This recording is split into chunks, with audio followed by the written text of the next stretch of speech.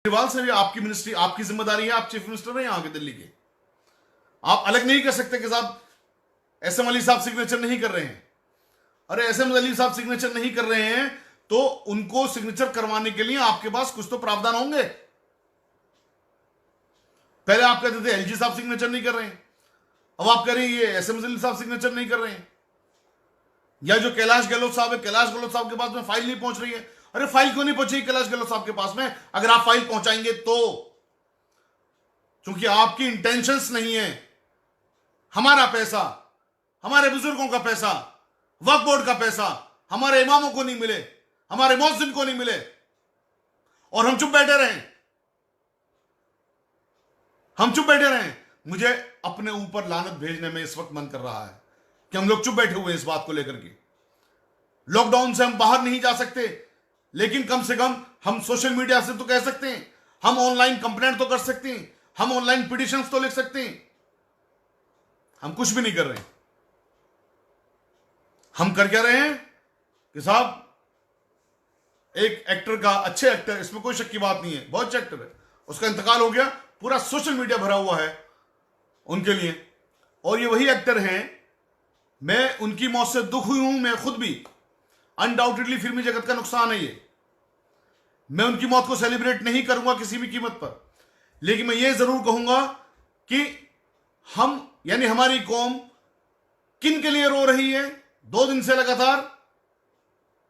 ये वही इंसान हैं जिन्होंने रमजान को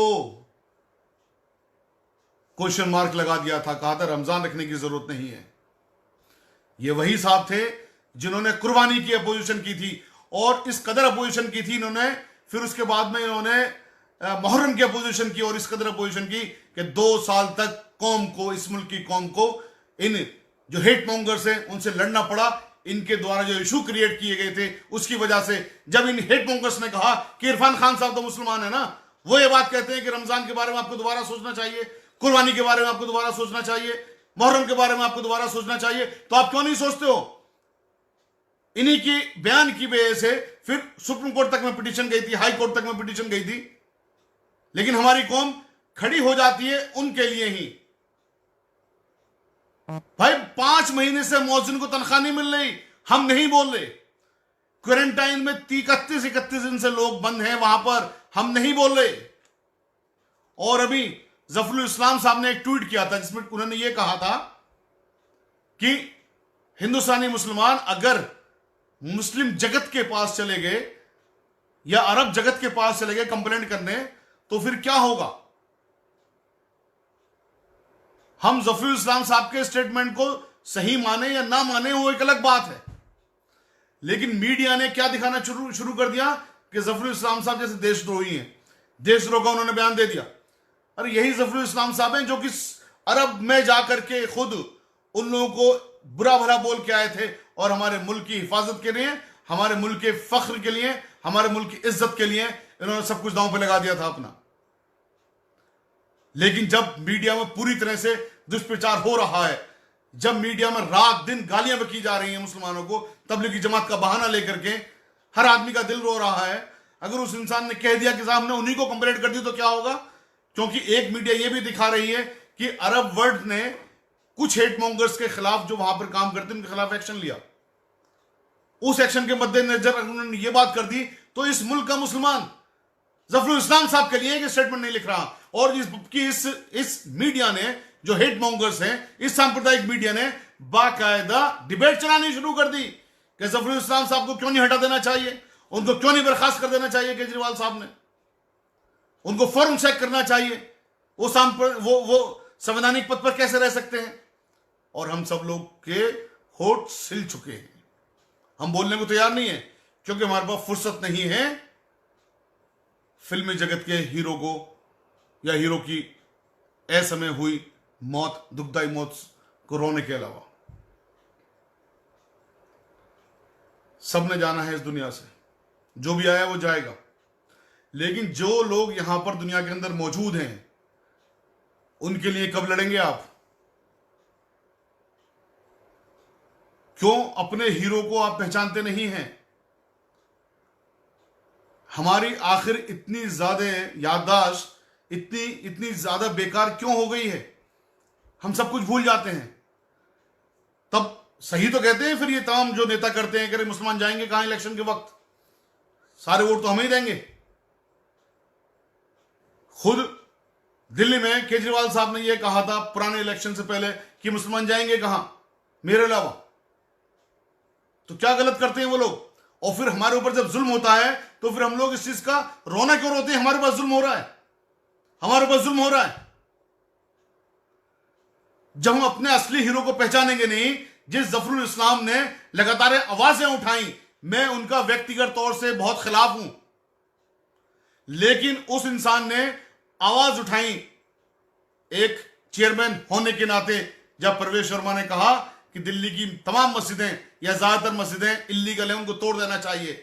इन्हीं जफरुल इस्लाम साहब ने बाकायदा सर्वे करवाया और यह कहा एक भी मस्जिद इल्लीगल नहीं है। जब खिड़की मस्जिद की बात हुई कि खिड़की मस्जिद मस्जिद नहीं है बल्कि राणा प्रताप का या किसी प्रताप का किला है, तो इन्हीं जफरुल इस्लाम साहब ने इस पर सो मोटो एक्शन लेकर के इंक्वायरी करी और यह कहा कि नहीं साहब ये मस्जिद है। इन्हीं केजरीवाल साहब ने जब यह कहा कि दिल्ली में इतने केसेस हैं कोरोना वायरस से जिसमें से तबलीगी जमात के इतने हैं, तो इन्हीं जफरुल इस्लाम साहब ने पिटीशन लिखी थी केजरीवाल साहब को कि आप साहब नहीं कर सकते हैं ये, क्योंकि जफरुल इस्लाम साहब दिल्ली माइनॉरिटी कमीशन के चेयरमैन थे। चेयरमैन होने के नाते बाहर से चेयरमैन उन्होंने एप्लीकेशन ये लिखी और उस पर एक्शन हुआ।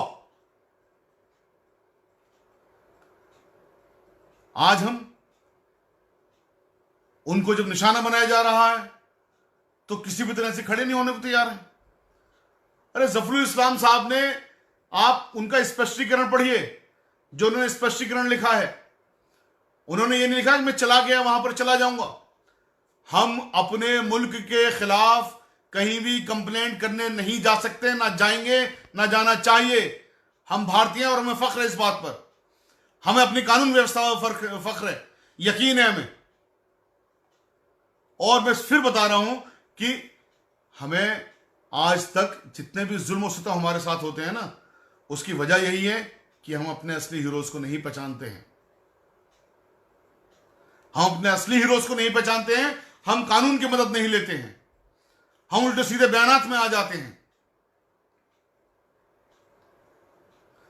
हमने सबसे पहला काम, थोड़ी सी कानून की नॉलेज लीजिए, अपनी हिम्मतों को जगाइए। जो लोग आपके लिए बोलते हैं उनके लिए आप अपना सीना तान के खड़े हो जाइए कि उन पे कोई भी आंच आएगी तो सबसे पहला सीना आपका होगा। वरना आज की डेट में 2 या 3 लोग बोल रहे हैं, कल हो सकता है 2-3 लोग भी ना बोले। क्या चाहते हो? कोई भी ना बोले।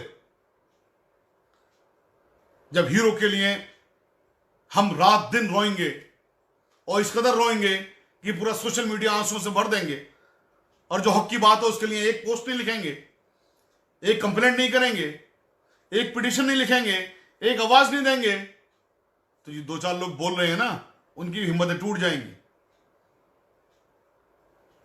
फिर कहते रहना, दोष देते रहना। न्याय प्रणाली बुरी नहीं है, कानून बुरा नहीं है, हम लोग बुरे हैं। हम लोग कोई भी काम दिल से या दिमाग से नहीं करना चाहते हैं, भावुक होते हैं। जरा सी देर में हमारे रात दिन के उनके गुनाह भूल जाएंगे, रात दिन का अपमान भूल जाएंगे। एक किसी ने हमारी तरफ शफकत का हाथ रख दिया, फौरन उसकी तरफ हो गए।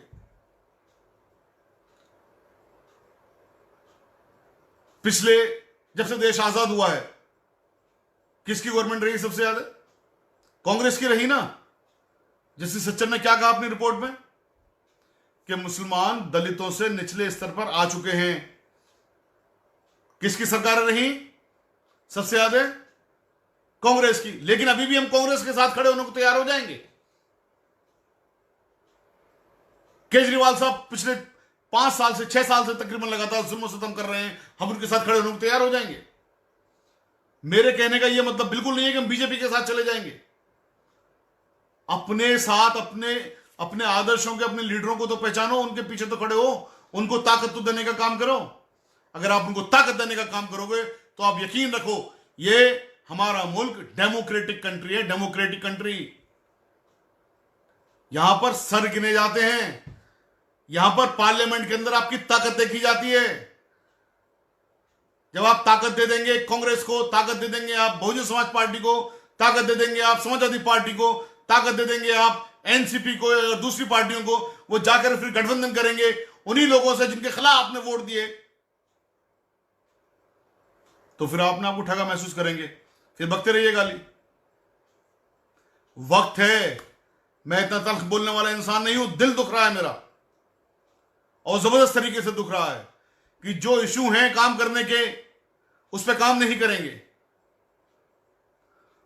और बड़े बड़े अच्छे लोग, मैं तो ताज्जुब में हूं इस बात को लेकर के। खैर, यहां पर हम डेमोक्रेटिक कंट्री हैं, आर्टिकल 19 सभी पे लागू होता है, सबका अपना अपना हक है अपनी बात कहने का, अपनी बात करने का। अगर कोई विधवा विलाप कर रहा है किसी के लिए, तो हमें कोई हक नहीं बनता है उनको मना करने का, लेकिन अपनी बात कहने का हमें भी हक है। इसलिए उसी हक के तहत मैं आज आप लोगों से ये बात कह रहा हूं कि अपने हीरो को खुदारा पहचानना शुरू कर दीजिए, अपने लोगों को पहचानना शुरू कर दीजिए, जो तुम्हारी आवाज उठाएं उनके साथ खड़े हो जाइए, उनके साथ अपना कंधे से कंधा मिला के खड़े हो जाइए, अपना सीना आगे कर दीजिए। फिर देखिए कैसे आपके साथ इंसाफ होता है, फिर देखते हैं कौन आपके खिलाफ ना इंसाफी कर लेगा।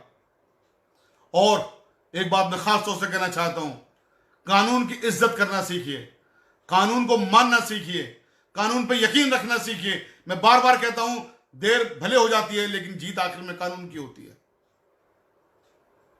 अल्लाह सुब्हानहू व तआला सूरह फुरकान में कहता है कि हमने दुनिया को दारुल अस्बाब बनाया है, एक चीज से दूसरी चीज जुड़ी हुई है। और ये कब कहा था? जब नबी करीम सल्लल्लाहु अलैहि वसल्लम के लिए लोग कहते थे कि आप कैसे नबी हैं, आप तो मार्केटिंग भी करते हैं, खाना भी खाते हैं, इस तरह की चीजें आप जो और इंसान करते हैं आप भी करते हैं, तो आप में और बाकी लोगों में क्या फर्क है, आप कैसे नबी हैं? तो अल्लाह सुब्हानहू व तआला ने सूरह फुरकान उतारी। रमजान का पाक महीना चल रहा, पढ़िएगा प्लीज सूरह फुरकान तर्जुमे के साथ, जवाब समझ में आ जाएगा सबको। इस उम्मीद के साथ कि जो मैं अपने दिल में लेके बैठा हुआ था, आप लोगों के सामने मेरा हकीकत में आज मन कर रहा फुट फुट के रोने का, यानी मैं कैसे अपना को कंट्रोल कर रहा हूं। मेरा फर्ज यहीं पर खत्म हो जाता है, मैंने अपनी बात कह दी, इससे ज्यादा का मेरा फर्ज नहीं है। अल्लाह सुब्हानहू व तआला कुरान में भी यही कहता है कि हमने तुम्हें किसी के ऊपर सुपरिटेंडेंट नहीं लगाया है, बस आप अपनी बात कह दीजिए, दैट्स ऑल। तो अब आप जाने, अल्लाह सुब्हानहू व तआला जाने। मेरी बात बुरी लगी हो तो जरूर फिर इस बारे में सोचिएगा जो मैंने कहा है,